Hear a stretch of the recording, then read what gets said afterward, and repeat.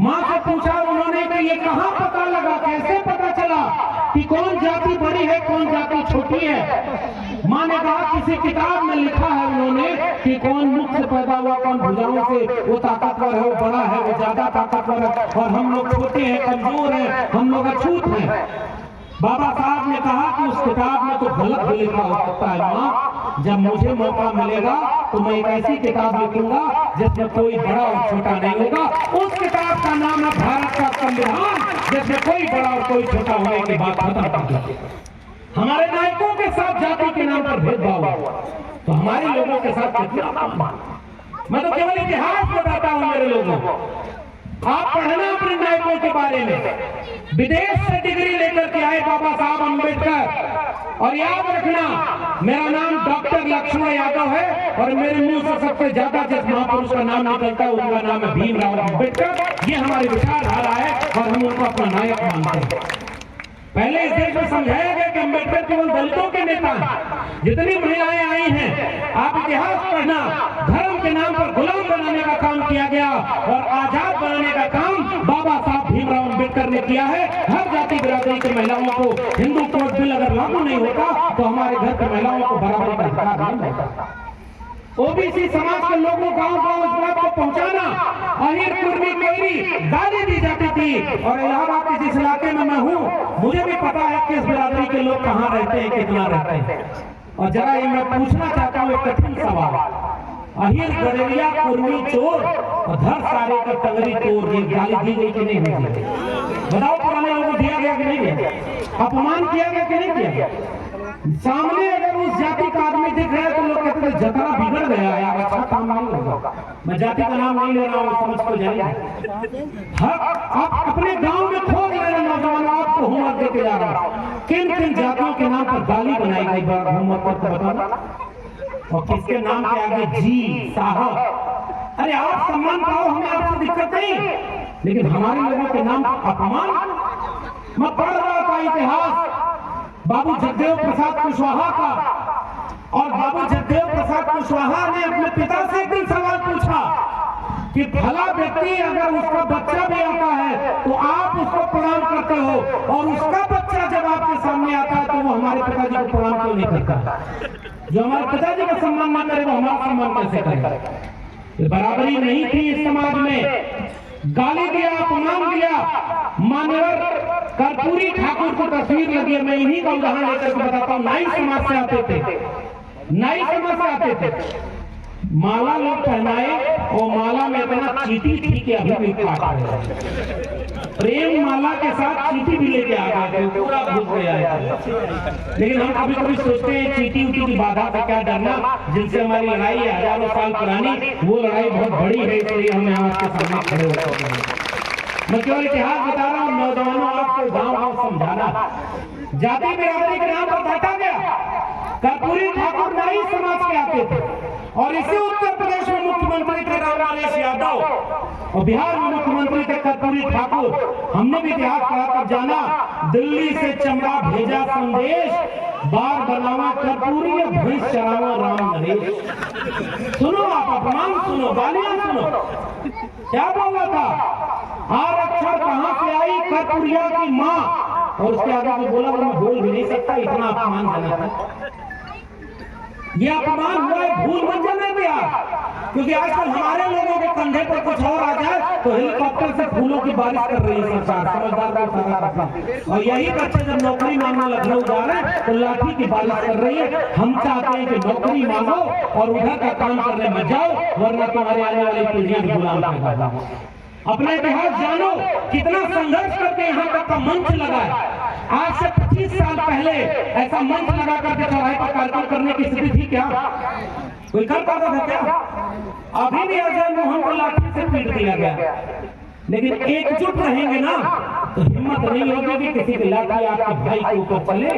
OBC समाज के लोगों, मैं आपसे गुजारिश करना चाहता हूँ, जितने पिछड़े समुदाय के लोग आए हैं, भाई को पहचानो, घर पहचानो। दलित समाज के ऊपर अगर किसी भी तरह का अन्याय अत्याचार हो तो ओबीसी समाज का आदमी अगर आपकी लाठी में दम है तो उनके साथ खड़े हो जाना, कंधे से कंधा मिलाकर, तब हम समझेंगे कि आप बहुजन के जमीन छीने तो ओबीसी और एससी समुदाय के लोगों अपने ताकत के साथ अपने भाई के साथ खड़े हो जाना। किसी मुसलमान को दाढ़ी टोपी देख करके कोई नफरत के नाम पर दंगा करने का माहौल बनाए तो एससी एसटी ओबीसी तीनों का काम है साथ खड़े हो जाना। बड़ी मुश्किल से एकता हमारे महापुरुषों ने बनाई और इस मंच पर भी देखिए एक गुलदस्ता सजा हुआ, इसी गुलदस्ते को बचाने का नाम भारत है। और इसलिए मैं आपको इतिहास बताना चाहता हूँ, अपमान किया था, गालियां दी थी, राम नरेश वापस जाओ, वापस जाकर भैंस चराओ, भैंस चराने के नाम पर अपमानित किया गया। मैं इतिहास याद करूं, उत्तर प्रदेश में बिहार में मुख्यमंत्री थे बीपी मंडल, गंगा में ट्रांसपोर्टेशन चलता था, यातायात होता था, तेल रिस गया, आग लग गई। बिहार में खड़े होकर एक व्यक्ति ने कहा कि अगर शूद्र मुख्यमंत्री बन जाएगा तो गंगा में आग नहीं लगेगी तो और क्या होगा। बीपी मंडल खड़े होकर के कहते हैं देखो गंगा में आग तो तेल रिसने से लगी है, लेकिन एक शूद्र का मुख्यमंत्री बनने से तुम्हारे सीने में जो आग लगी है अभी इसको और भड़काना जब तक अपने समाज को न्याय नहीं बन पाएगा। बड़ा अपमान सहना पड़ा था भाई। और मैं तो एक बात और बताऊं, बहुत पुरानी बात नहीं, 2017 में इसी उत्तर प्रदेश में जिसके पिता मुख्यमंत्री थे, एक बार में 3 बार मुख्यमंत्री थे, पिछड़े समुदाय से लेकर दलितों पिछड़ों की आवाज बने थे, आपको सम्मान दिया था उत्तर प्रदेश में। उनके बेटे जो मुख्यमंत्री पद से हटे और जब मुख्यमंत्री नहीं रहे तो उनका घर गंगा जैसे धुलवाकर अपमानित करने का काम इसी देश के कुछ जातिवादी और सामंती ताकतों ने किया था। बताओ भूले तो नहीं? इसलिए इसको भूल मत जाना। अपनी जाति बिरादरी का संख्या ज्यादा है इस गुमान में मत रहना कि हमारी बिरादरी की संख्या ज्यादा है इसलिए हम लाठी लेकर चलेंगे और जिसकी संख्या कम है उसके लोग लाठी मारेंगे। अगर आपकी लाठी में दम है तो कमजोर के ऊपर न चले, ताकतवर से लड़ो तब हम मानेंगे कि आपकी लाठी में कोई दम है। मंदिर धुलवा रहे हैं, घर धुलवाते हैं, अपमानित करते हैं और ये बताना चाहते हैं कि दलितों पिछड़ों की हमारे नजर में यही औकात है। बताओ क्या ये अपमान सहने के वक्त है? क्या ये अपमान सहने का वक्त है?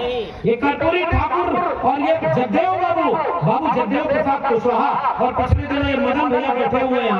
मैं मध्य प्रदेश गया था, वहां सुखलाल कुशवाहा जी का संघर्ष सुना मैंने, उनकी जयंती उनके कार्यक्रम में था। सुखलाल कुशवाहा जी ने लड़ाई लड़ करके कुशवाहा समाज की लड़ाई नहीं लड़ी थी, पूरे पिछड़े वर्ग की लड़ाई लड़ने का काम किया था।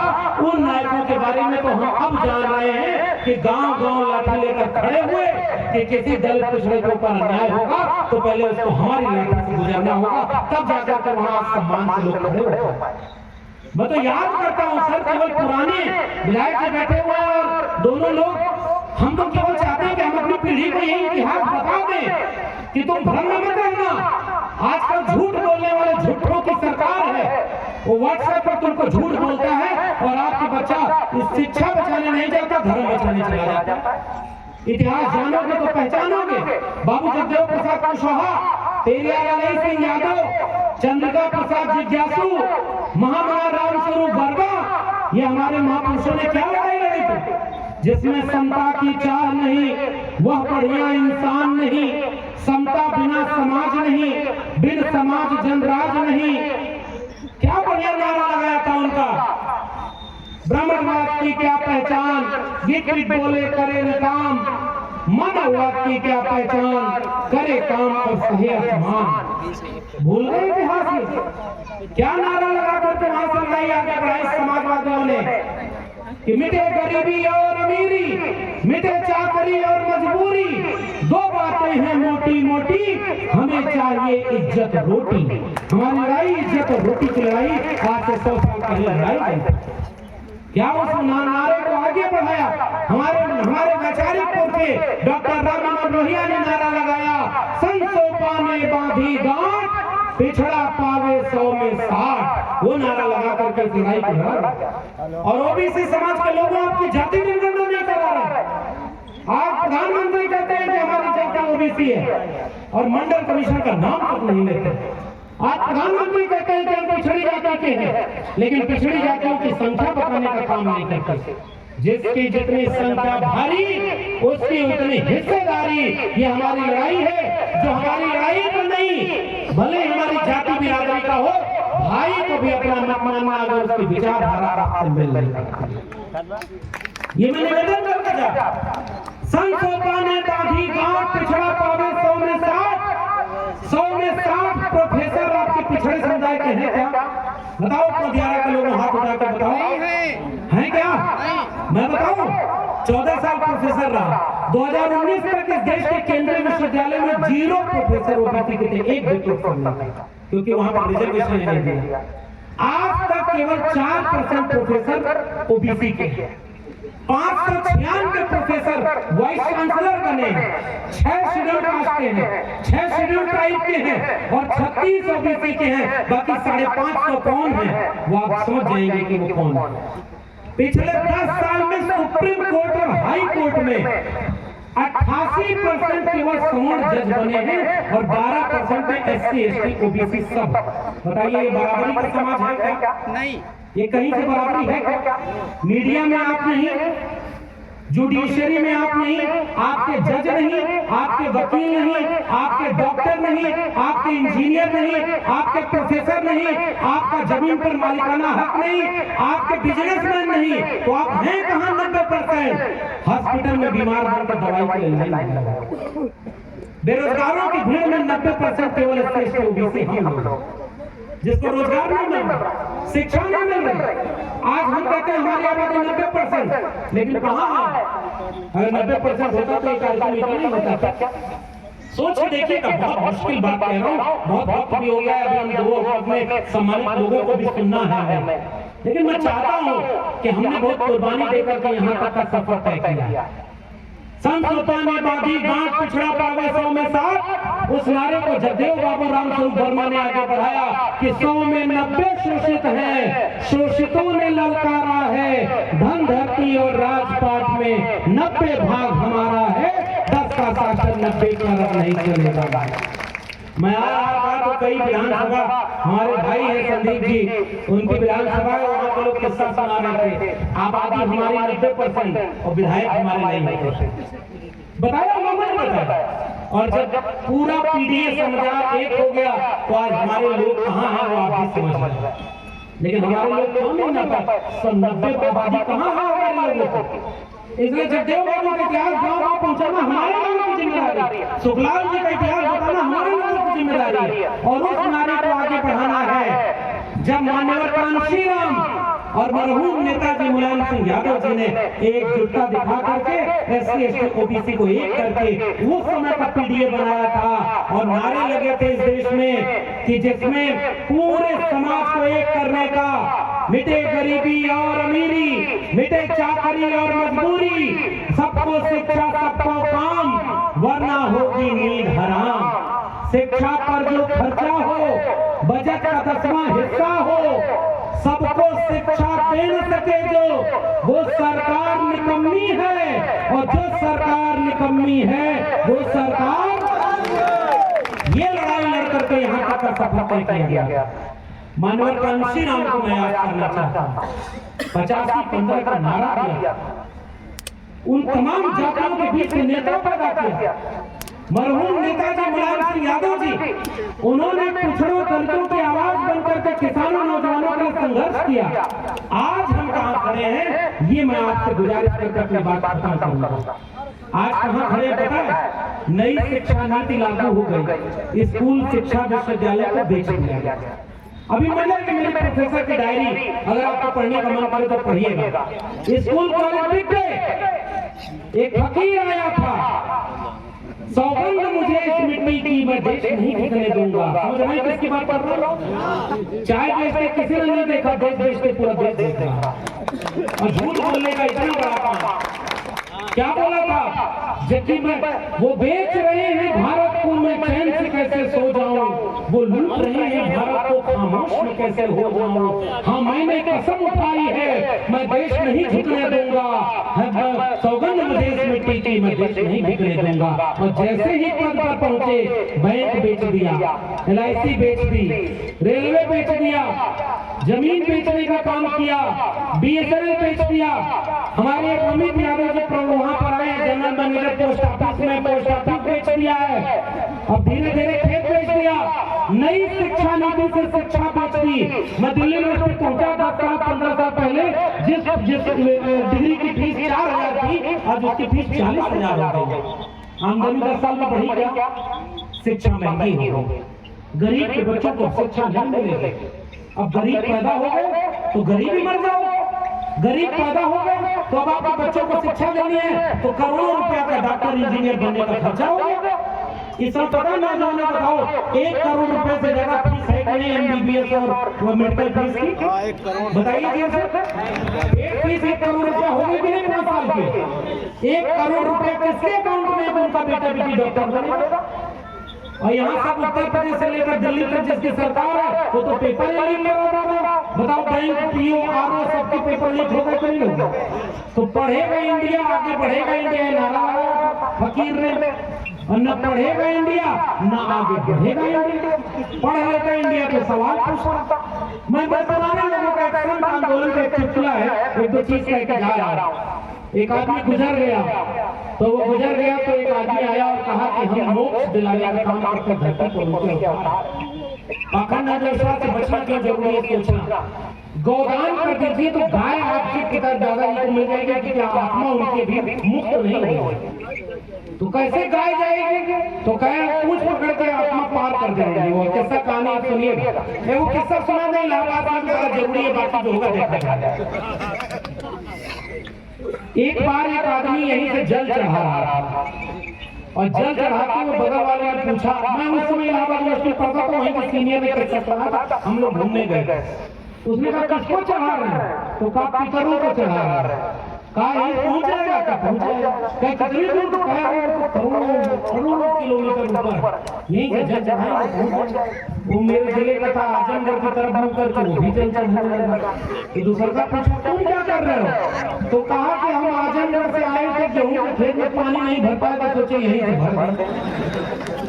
मैं और कुछ नहीं कहना चाहता, मैं तर्क की बात कर रहा हूँ, हमारे महापुरुषों ने सिखाया।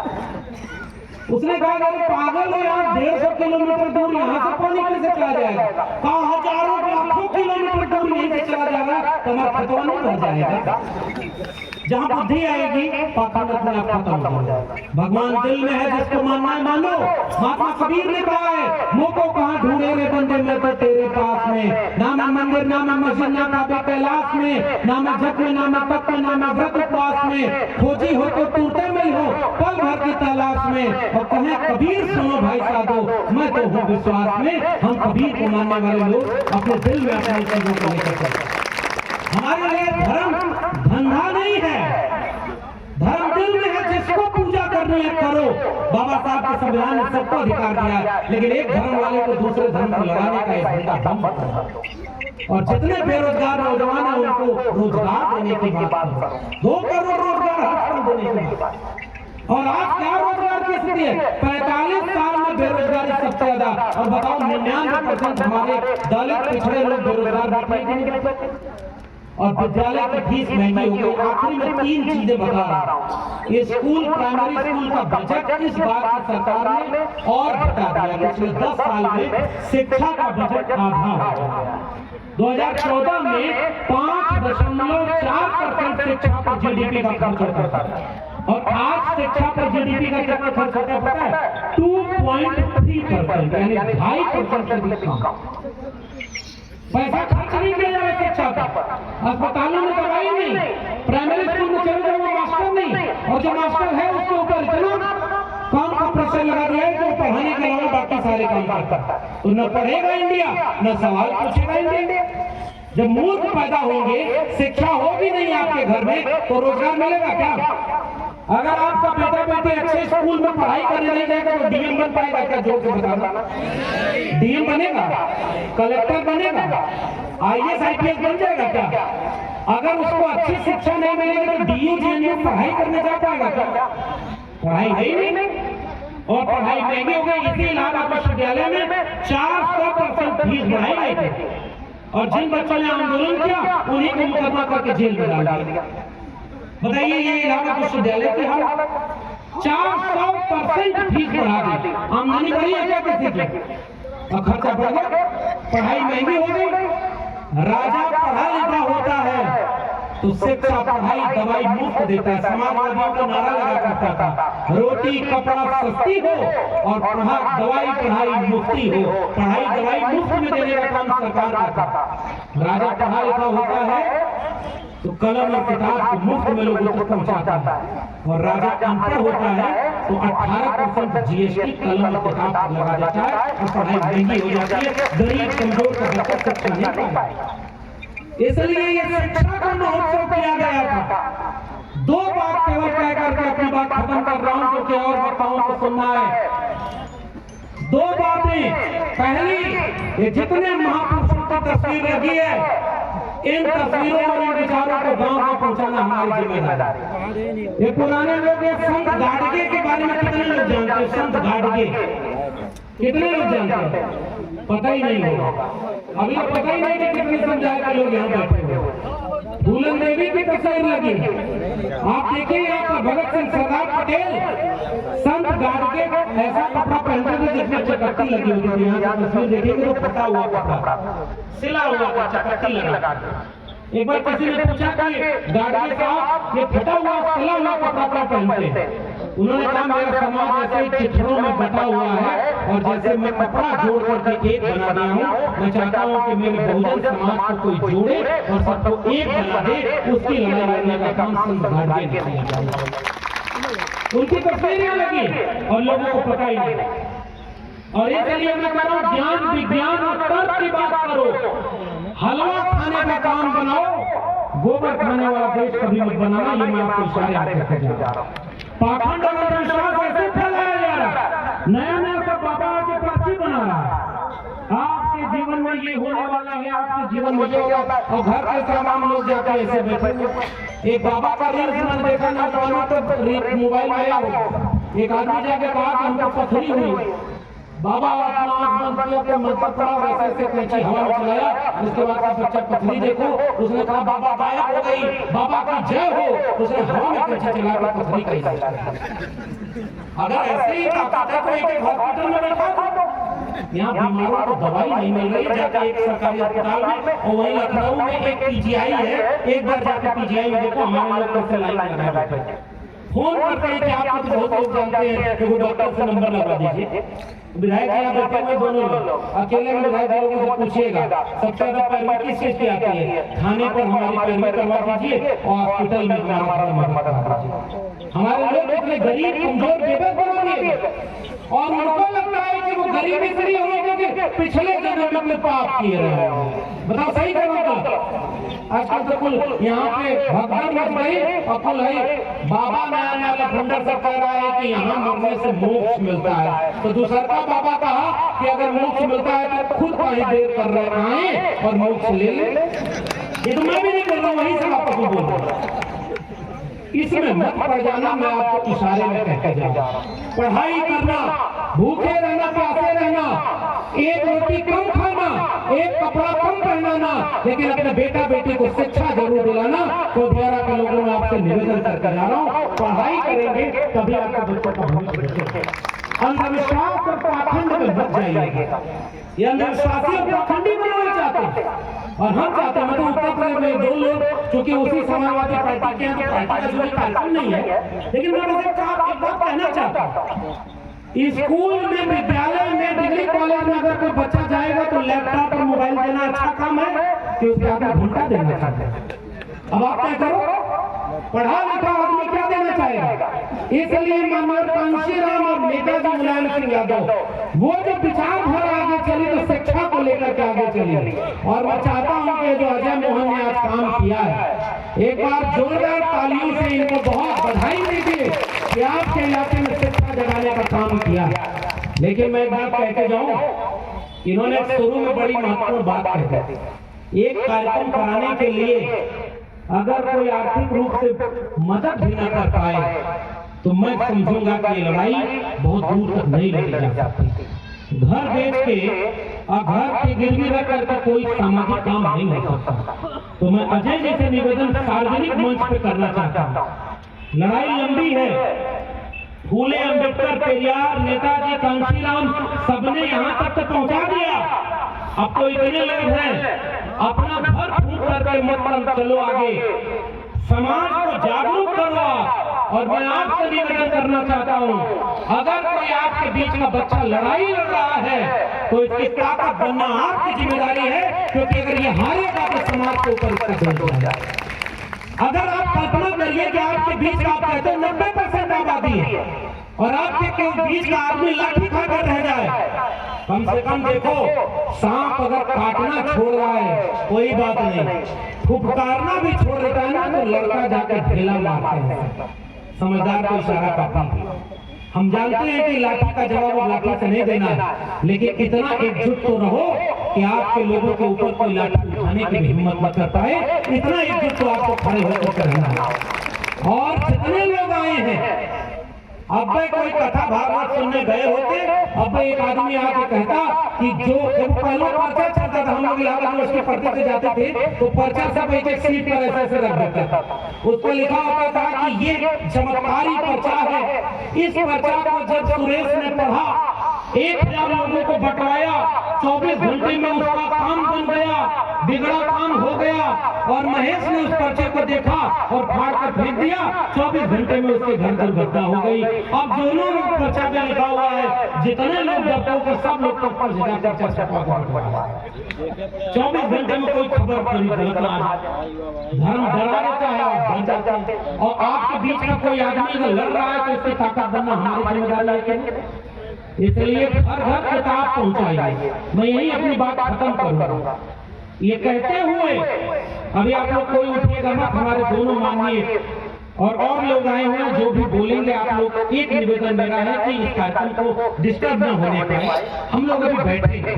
पहला निवेदन मैंने आपसे किया, अपनी विचारधारा को जानिए। भाई को भाई का गला नहीं, हाथ पकड़ना। हमें भाई को भाई से लड़ाया जा रहा है, जाति जनगणना कराई नहीं जाती है, और कहा जाता है ओबीसी में सारी मलाई है, 2-3 लोग खा लिए, और बाकी भाइयों को भड़का दिया जाता है। इसलिए एकजुट होना हमारी जिम्मेदारी है। बताइए एकजुट होंगे कि नहीं? 90% बहुजन लोग एकजुट होंगे कि नहीं? मैं आपको एक निवेदन करूं, थोड़ा दिल बड़ा करना, जिसकी जातियां बड़ी हैं, अपने को ज्यादा संख्या में समझती हैं। जीतने का ये हुनर भी आजमाना चाहिए।